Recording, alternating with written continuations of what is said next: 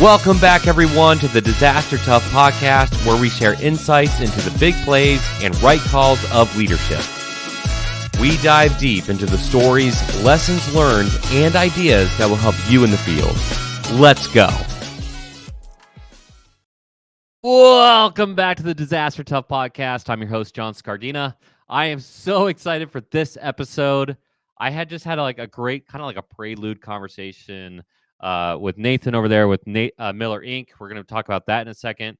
But essentially, we talk about communications on every single after action. It drives me nuts. We're trying to do lots of things about it. So the Readiness Lab is going out to Vancouver, Washington in the middle of July with L3 Harris to provide a workshop on communications. It's free for first responders. So if you're a first responder, especially in the Northwest, you got to make sure to check out that event. We'll put some more on social media for the Readiness Lab. But in any regard, we need more and more training and more experience in crisis communications. Nathan has just a wealth of knowledge and experience in the space, whether he's talking with foreign nations and helping them out, or the UN, or here in the US. He's gone all over the world to help out other people when things go boom. If things go boom and they want to make sure they're starting to right the ship in communications, they call him and his team, and they start figuring that out. We have to deal with that all the time. There's more than enough incidents that I could call out where that communications thing got away from us, right? And we've talked about the information warfare, especially when we had Chris DeRuiter on the podcast, and he talked about the 5 I's in urban warfare and how that are related to emergency management. And we talked about as soon as you get behind the communications game, you lose. And so all this stuff is really important. We're bringing it all together right now. So let me bring on Nathan Miller, again with Miller Inc., to talk about it. Here we go. Hey, Nathan, how you doing? Hey, good. Great to be here. So you are kind of like the man of mystery when it comes to crisis communications. You've been all over the place. Now your company's doing some really great stuff. Just for our audience situational awareness, can you kind of dive into who you are and what you do? Yeah, great. Absolutely. Well, it's great to be here and speaking with you, John, and with your audience. I've spent my entire 20-plus year career at the intersection of sort of policy and comms in different ways, and usually more focused on what I call the more athletic aspects of that, and the either crisis situations or other high pressure, high stakes situations. I started my career working right after 9/11, sort of at the intersection of the private sector and public sector responses to Homeland Security challenges, national security challenges. I was at a organization in Washington, D.C. that focused on that, and was at a Homeland Security Advisory Council, JRIC, where the private sector and public sector work together to deal with those challenges. Then I spent some time in Europe, in Brussels, where the EU is headquartered, working on Middle East EU policy, specifically related to Iranian sanctions and some other things that were going on in that time around 2007. Then I came back and I spent a couple of years working in sort of local government here in LA on different issues, from solar energy policy to, we represented some sports teams, major real estate developers, other things like that. And then in 2010, I went and became the chief speechwriter and communications director for Israel's mission to the United Nations.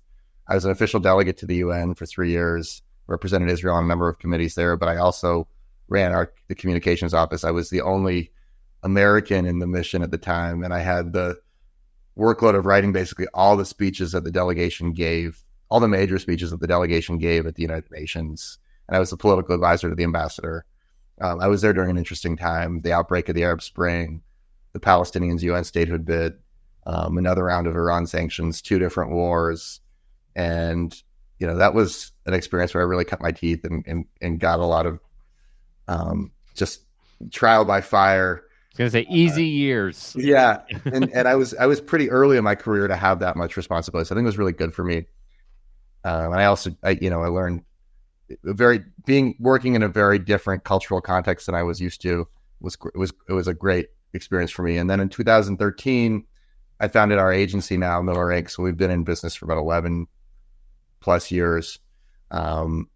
and we have a about a 25 person communication shop headquartered here in Los Angeles, but with team in some other cities too. We have a fairly broad-based business. We work with technology companies. We work a lot with real estate companies and developers. We have a lot of business with people who have business with the government, whether they're social service providers. We represent and work with local governments, and then and other folks in those arenas. We have a social impact practice that helps people on ESG related communications. But the thing that I do day in, day out within the team is our crisis business. And on that, and I think that's probably our main area of overlap here. And so, in that work, I do everything from hack and leaks. We do a lot of work with major entertainers, celebrities, different information operations and responding to those. I've done a lot of foreign actor interference here in the United States and representing different organizations that are facing that. We do major litigation.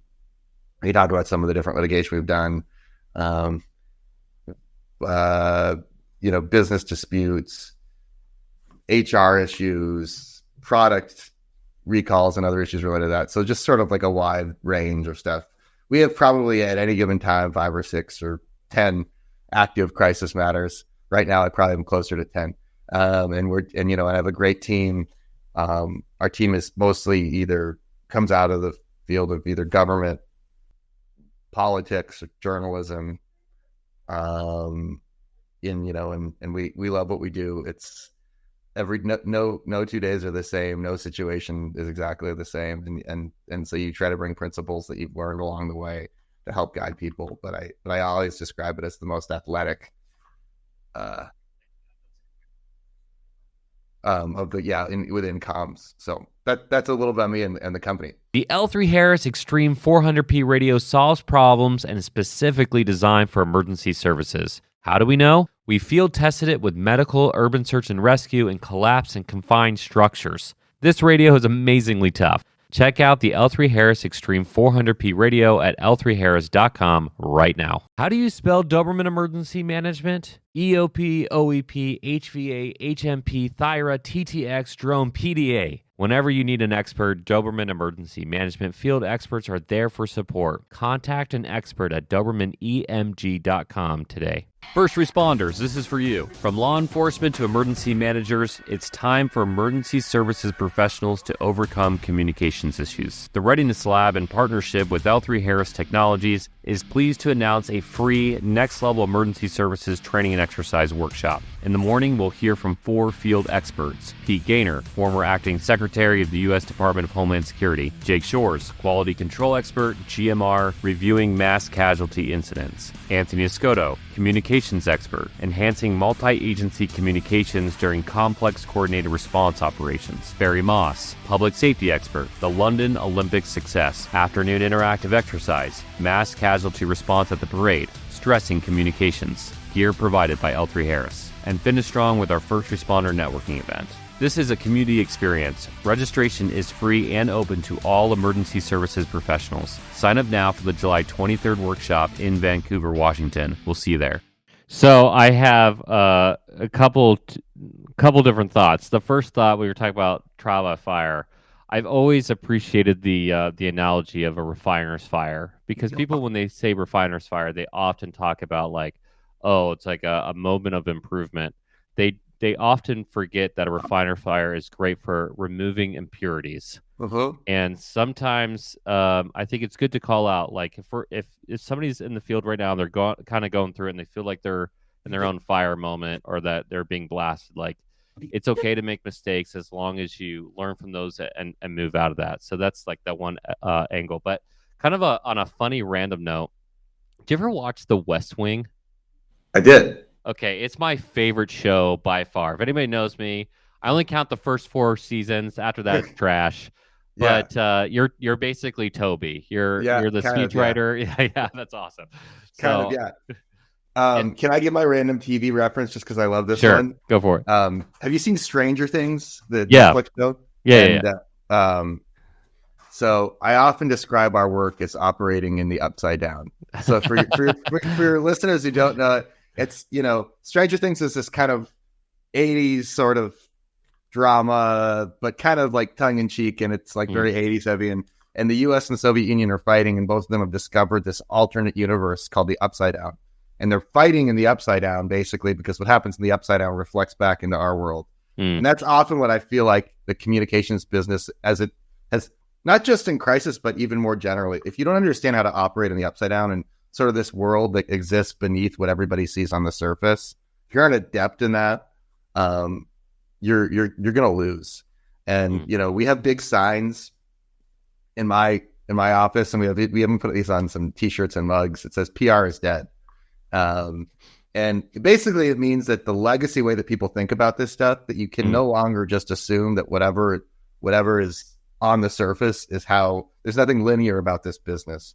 You have to understand the layers underneath, how the information environment is created, how people manipulate it, and how it's always changing. And if you're not always thinking about that and understanding what's going on beneath the surface, then you're not really going to be effective. And someone else who does understand how to manipulate the environment is going to beat you. So you just described the number one problem set that we have in virtually every single emergency. Yep. We've been trying to work with public safety agencies and other people. They put out these heavily branded PR messages that nobody wants to look at, nobody wants to read, nobody wants to support. Meanwhile, whether intentional or unintentional, other people are putting out messages that are infinitely more sophisticated and or getting that their message across. And so if you're calling out the problem set, can you kind of help us out to understand some of those layers that we need to start adopting and be aware of? Because it is honestly, no offense to like the tens of thousands of people who are listening right now, it's amateur hour. It is so embarrassing. Meanwhile, some person in some random computer in a random place is just beating them every Correct. single time. How do you overcome some of those problems? And these are conversations I have every day with folks in local government, and all over the world where people are looking at this issue. There's a challenge in that there's been an arms race in our field over the last 15 years. I mean, I'll tell you, I was a freshman I was a sophomore when Facebook was like first created. And I remember setting up my first Facebook page. And one of my first jobs in public relations was setting up the LA Dodgers Facebook page and sitting in this room with all these Dodgers executives who were like laughing about it. They said, this is never going to be a thing. Why are we wasting our time with this nonsense social media thing? And you just think about like how, when I first got to the UN, it just shows you how quickly things changed. And this was in 2010. Susan Rice, who was the US ambassador at the time, she said, I don't believe in diplomacy by IQ when she was asked about Twitter. They said, are you going to be on Twitter? And then within a year, she was on Twitter and she was like huge on Twitter.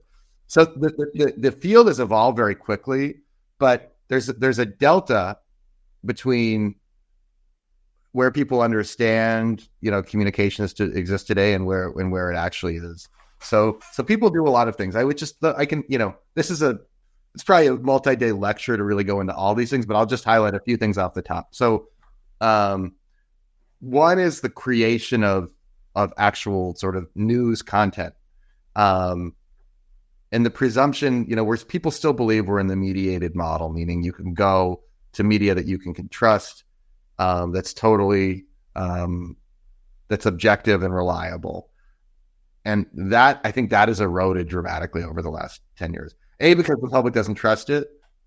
B, because there is a lot of cases of sort of the line between advertorial and editorial is blurring, meaning people are paying to put content out there that doesn't have a sponsored label, or smaller quote unquote news sites or blog sites that are really, activist sites or advocacy sites or commercial sites that are masquerading as news. They kind of enter the environment.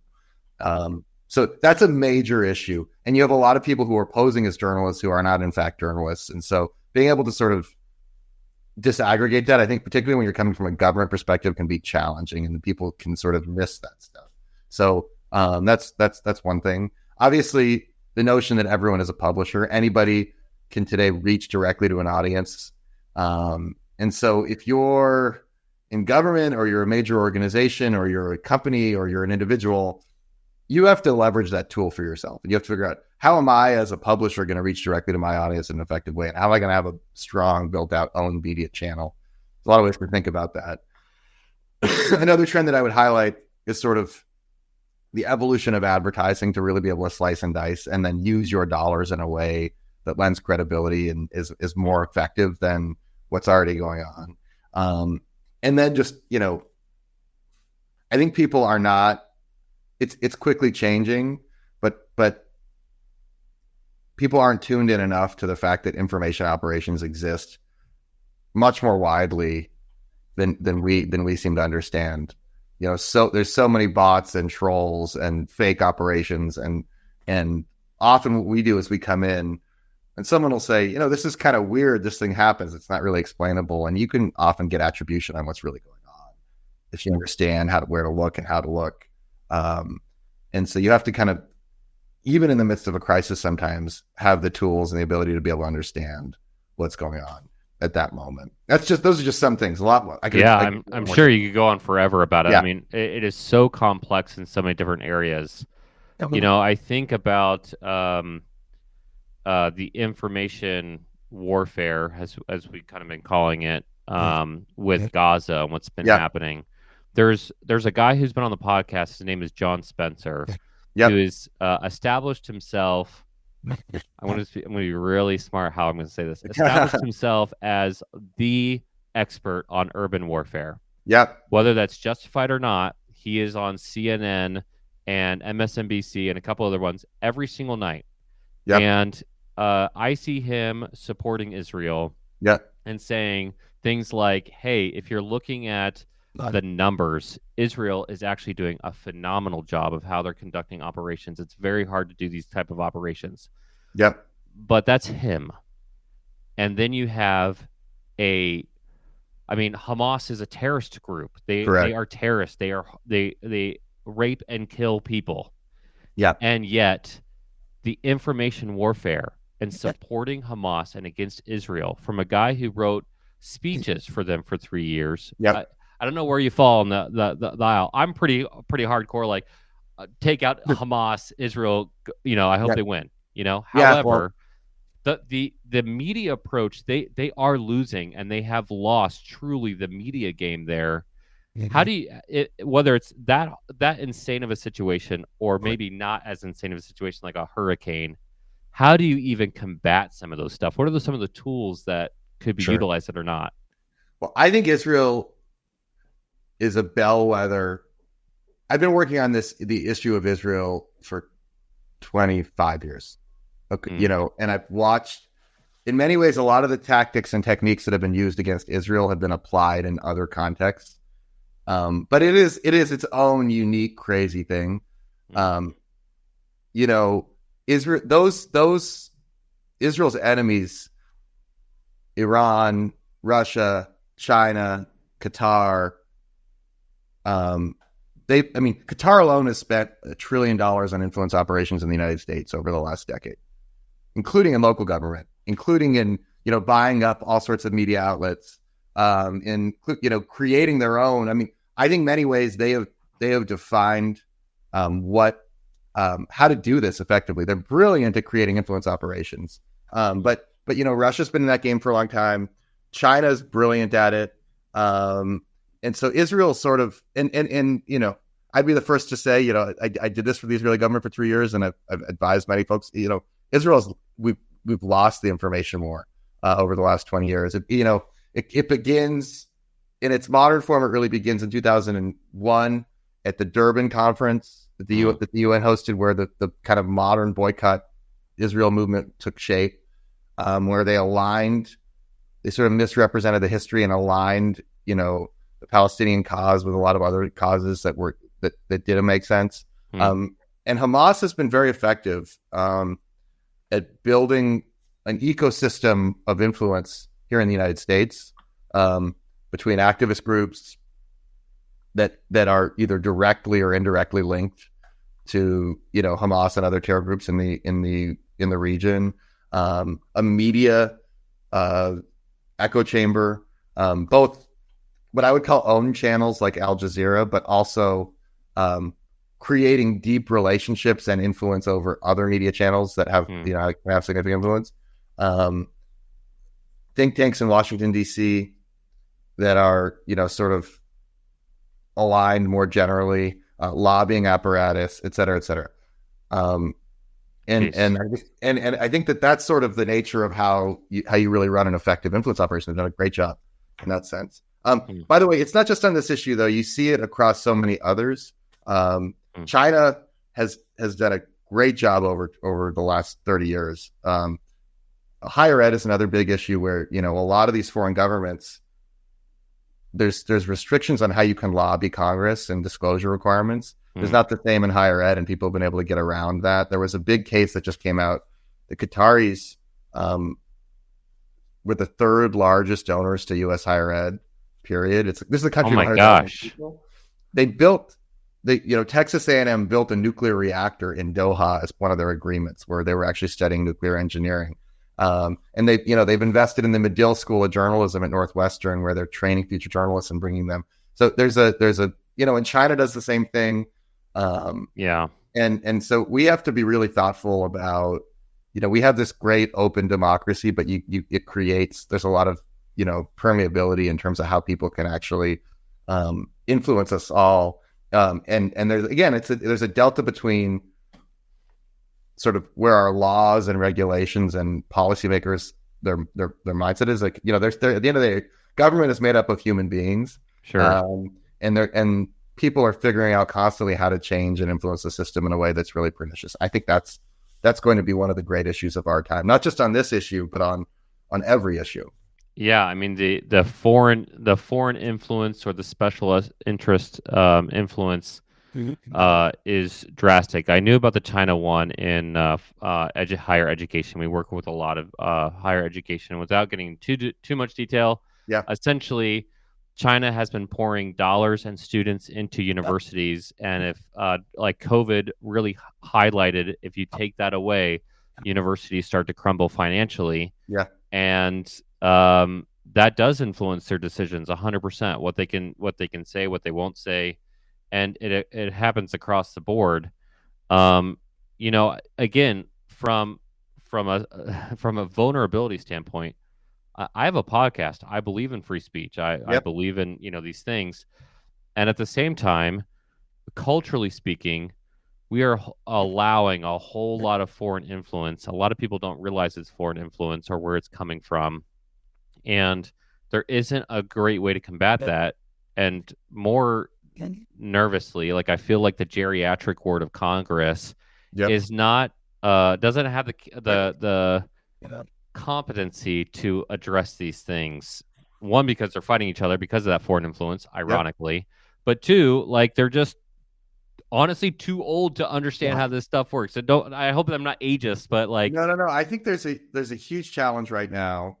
We got to do a better job of understanding the internet. And it's not just, I'll say this without getting, our intelligence agencies also don't have the capabilities and the resources necessarily to deal with everything that's going on the internet, and how things influence us. There's huge amounts, and the platforms are not regulated in the right way, and there's not enough pressure on them. And there's some efforts, but there's a big conversation there that social media is a cesspool any way you slice it. It really is. And like and subscribe. What we exactly. What I try to do with our clients in crisis, I mean, it's a cesspool, and you have no choice but to be there and to engage there, because that is the way. It's so frustrating. It's our number one way to reach people, and yet I hate it so much. But like and subscribe, for real. Yeah, exactly. No, what I see a lot of, like, very typical cases I get now, just to kind of take it to the application, whether it's either government or a commercial enterprise, they'll have an influencer that all of a sudden decides they're going to attack them and basically extort them for some, either trying to get a payout or this, or they want them to do something. And you can be a big, strong, established organization, and you can be totally vulnerable. You don't understand how to be adept and to deal with an influencer with a couple million followers has tremendous power in our society today to try to influence people. That we represented a retail chain. I'll tell this story just to. I'll change the names and the details a little bit, but that had a situation where basically an influencer's mom was unhappy with it. It was a service provider, was unhappy with the service. And the influencer basically sent them a letter and said, this is illegal, but she did this. She said, if you don't pay me $300,000, I'm going to blast you on social media, effectively through her attorney. That's extortion under the criminal code. And we pointed that out to the influencer, didn't listen, decided to try to burn the house down of this. It wasn't some mid-sized business, but it was still owned by a couple really nice guys. And, they had multiple death threats. People were threatening to burn down their stores. People were showing up at their stores. Total chaos. We ended up actually winning that case effectively, but the way we won that was sort of outing what the influencer had done and getting another group of people who were very upset about it online, and basically created counter pressure on this influencer, who then realized that she would lose all her sponsorships if she continued in her path of behavior. And nuts. Eventually stopped. But that is very typical today of kind of the environment that that an average business lives in. And people don't, there's this information gap is huge. Like I'll have a major Fortune 500 company have come to us and they say, we're getting this outreach from this documentary filmmaker about this thing that they're doing. And when you dig in a little bit deeper, it doesn't take too hard. You realize that the documentary filmmaker is just on the payroll for a foreign government and is trying to exert influence because they want the corporation to do X, Y, or Z in terms of how they operate internationally. There's just a case, going back to the Israel example, over the weekend, or maybe it was Friday, it broke in the Washington Post. And this is like the least surprising news to me, but there's a group of news websites that were all being paid for by Iran and Russia, to advance certain agendas. And there was documents and everything else, and it broke in the Washington Post. And this is something that those of us who worked in this field have known for a long time.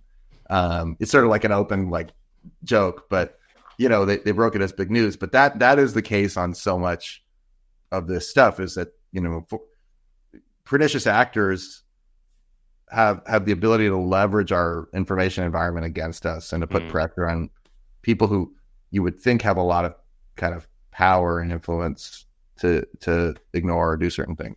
There used to be a website, I'm too embarrassed to say what it is, but there used to be a website that I used to go to for like quick story kind of stuff. Yeah. Like whether it was like a tornado or I don't know, something that you see in the news. And it was progressively more annoying. And I started looking at some of the sources of who they were. And there was one prominent one that I thought it was a US based company by its name. Found out it was a British owned company, which isn't too bad. Yeah. But then I looked at who owned that company, and it was a Russian who owned it. Exactly. It was basically Russia owned propaganda machine, because it was always blasting the US. Yeah. And I was like, what is going on here? And so I just killed that relationship with that site. I just stopped looking at their content. Yeah. It was just you allow that to happen, but it happens so much. I know I'm looking at the time here, and I want you to come back on literally every week, so we'll have you back on. But okay, so there's the large organization standpoint, people who are listening to the federal government right now, to large corporations who I work with, or people who do crisis management. Definitely look into who you are. I mean, everybody needs your help, and everybody who we help out with either marketing or branding or whatever, it's never sophisticated, and it's shocking that it's not sophisticated. But honestly, they just don't know. So there's that side of the house that if they have the capability and it influences millions of people, contact Miller Inc. Sure, I'll throw you out there because obviously you know what you're talking about.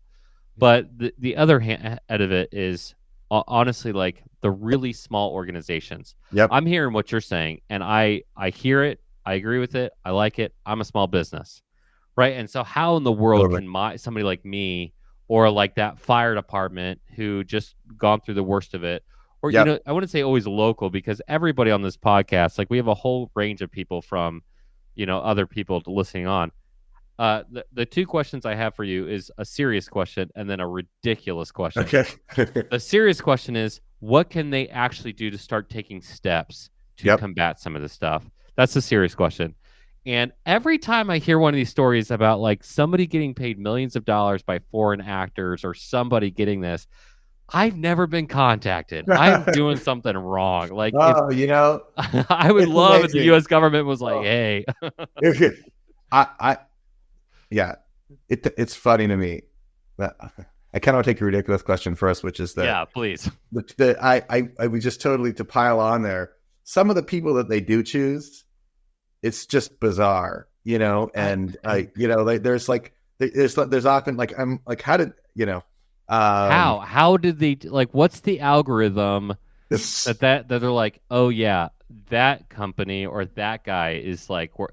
When I saw the story about the congressman who's getting gold from Egypt, totally. I was thinking the same thing. Random.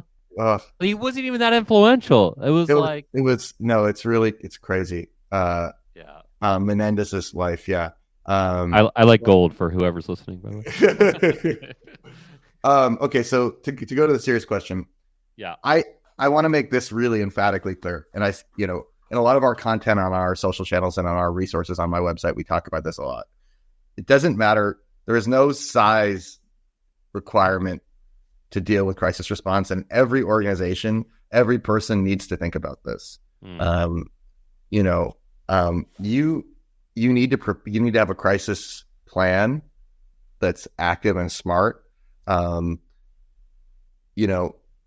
that plan should think through a few different things. One is who's going to decide what, when, and how. When you're in a crisis, I've described it as driving down the freeway at 100 miles an hour, weaving in and out of traffic, and smoking a cigar. That's like the mental space that you're in when you're asked to make these really important decisions. So if you're in that mental space, I just try to get people thinking about how you would have to behave, like where your brain would be if you were doing that. And then, so you don't want to be having first principles conversation around what is our framework for decision making. You got to know who's going to decide when, what, and how. You want to know who's going to be a spokesperson for your organization. You want to make sure that person is already media trained in some way or has an understanding.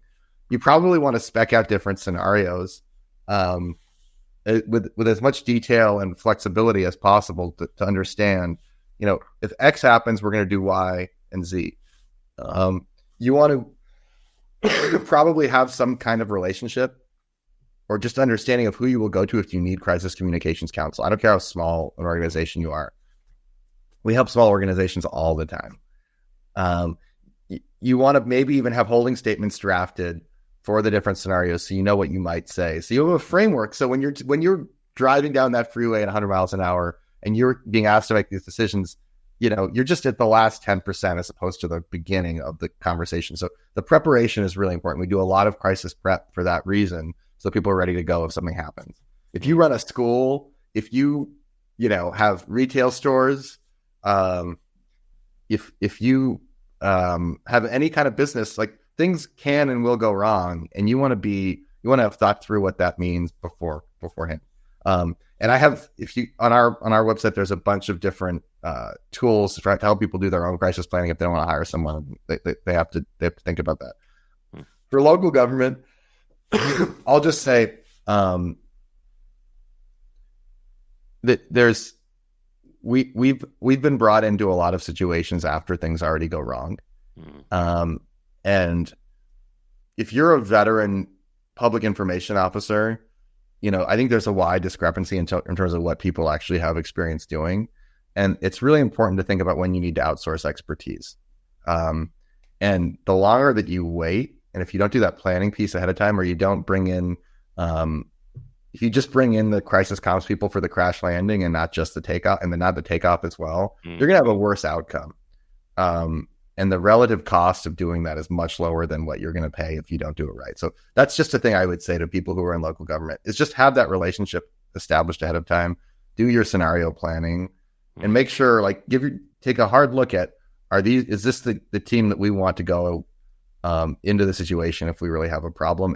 And usually it's very rare. I mean, it happens. It's very rare that something bad happens that you couldn't have anticipated in some way. Usually people know what could have happened. I mean, we've had crazy cases. I represent a lot of universities, and 9 times out of 10, we know that this was sort of something that could happen, and if we've done our job right, we plan for it with them, and it creates a lot less. It's just a lot less stress in an already stressful situation if you're not kind of thinking about that. And then the other thing I'll say, I say this a lot to people: in a crisis, you don't want yes men around you, and there's where I see people really make bad decisions during crisis. It's a result of kind of the internal jockeying and politics of a situation. Where A person wants to blame B person and people are fighting internally instead of focused on what do we objectively need to do for the organization or to resolve this. There's the internal mess of and a lack of decisiveness or ability to decide internally because A person is here and B person is here. So if a lot of times healthy organizations with strong decisive leaders are able to navigate crises. It's often the response to the crisis that creates many of the big problems that I see. It doesn't matter the organization.